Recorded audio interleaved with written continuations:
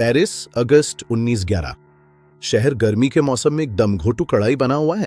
पहले डू लूवरे के अंदर हवा में इत्र और पर्यटकों की खुशबू नहीं, बल्कि फर्श की मोम, बासी तंबाकू और इस जगह की आत्मा की भारी महक घुली हुई है। एक पूर्व शाही किला जो अब इतिहास की भूल भरी भूल भुलैया में बथन रहा है। सैलॉन कारे में मोनालिसा टंगी है, लेकिन उसे आज की देवी समझने की भूल मत करना।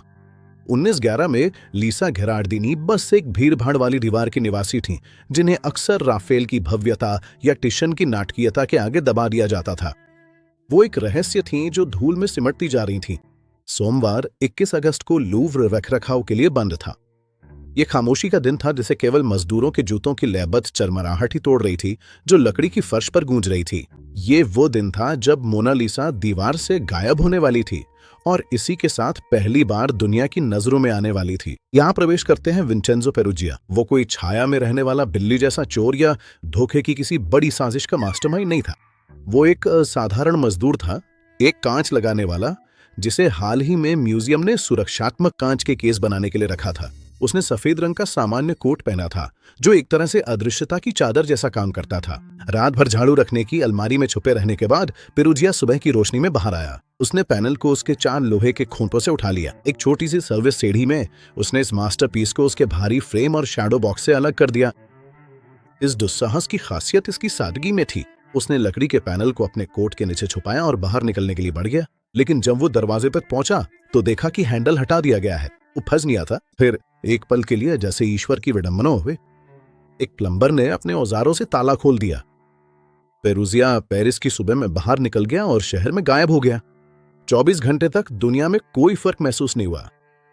सुरक्षा एक स्थिर स्थिति का विचार थी, एक जड़ता भरी संतुष्टि की अवस्था। जब एक चित्रकार मोनालिसा की स्केचिंग करने पहुंचा और वहां केवल 4 खाली खूंटियां पाई, तो उसने गार्ड से पूछा कि वो कहां गई। गार्ड ने कंधे उचका दिए। उसने मान लिया कि वो फोटोग्राफर के स्टूडियो में है। केवल जब स्टूडियो ने पुष्टि की कि उनके पास वो नहीं है, तब जाके सच्चाई ने सबको सन्न कर दिया। केवल जब स्टूडियो ने पुष्टि की कि उनके पास वो नहीं है, तब जाके हकीकत सामने आई। मोनालिसा गायब हो चुकी है। लूव्र को बंद कर दिया गया। ये एक राष्ट्रीय आपातकाल था। इसके बाद जो हुआ वो पहला वैश्विक मीडिया सर्कस था। चोरी से पहले बहुत कम लोग जानते थे कि वो कैसी दिखती है। अब वो हर जगह थी, लेकिन सबसे अजीब नजारा लूव्र में ही देखने को मिला। हजारों लोग घंटों तक कतार में खड़े रहे। वे कोई पेंटिंग देखने नहीं आए थे। वे उस खाली जगह, उस रिक्ति को देखने आए थे। वे सब उस खाली दीवार के सामने सामूहिक शोक में खड़े थे। मोनालिसा अब सिर्फ लकड़ी और तेल की पेंटिंग नहीं रह गई थी, वो अब एक लापता शख्सियत बन रही थी। जांच एक बेतहाशा लड़खड़ाती हुई खोज बन गई थी। पुलिस ने अपोलिनेर को गिरफ्तार किया और डरे हुए युवा पिकासो से पूछताछ की। दोनों निर्दोष थे। इस बीच पेंटिंग संग्रहालय से कुछ ही ब्लॉक दूर एक तंग बोर्डिंग हाउस में एक नकली तली वाले ट्रंक में रखी थी, जिसे उस आदमी ने छुपा दिया था जिसे पुलिस पहले ही नजरअंदाज कर चुकी थी। 2 साल बीत गए। पेरुजिया ने तय किया कि अब बेचने का समय आ गया है। दिसंबर 1913 में फ्लोरेंस के कला डीलर को लियोनार्डो नाम से हस्ताक्षरित एक पत्र मिला। वे पेरुजिया से एक साधारण होटल के कमरे में मिले। उसने पुराने कपड़ों के नीचे से पेंटिंग निकाली। फौजी ने तुरंत ही इन्वेंट्री नंबर पहचान लिया। वो वही थी। पेरुजिया को गिरफ्तार कर लिया गया। कोर्ट में उसने दावा किया कि वो एक हीरो है, एक देशभक्त, जिसने चोरी की गई चीजें इटली वापस लौटाई। इस तथ्य को नजरअंदाज करते हुए कि दाविंची ने सदियों पहले कानूनी रूप से ये पेंटिंग किंग फ्रांसवा प्रथम को बेच दी थी। इतालवी जनता ने उसे बहुत पसंद नहीं किया। उसे केवल 7 महीने की सजा में। मोनालिसा पेरिस ऐसे लौटी जैसे कोई विजेता हीरो हो, लेकिन अब वो बदल चुकी थी। चोरी ने उसके लिए एक दूसरा जन्म जैसा काम किया था।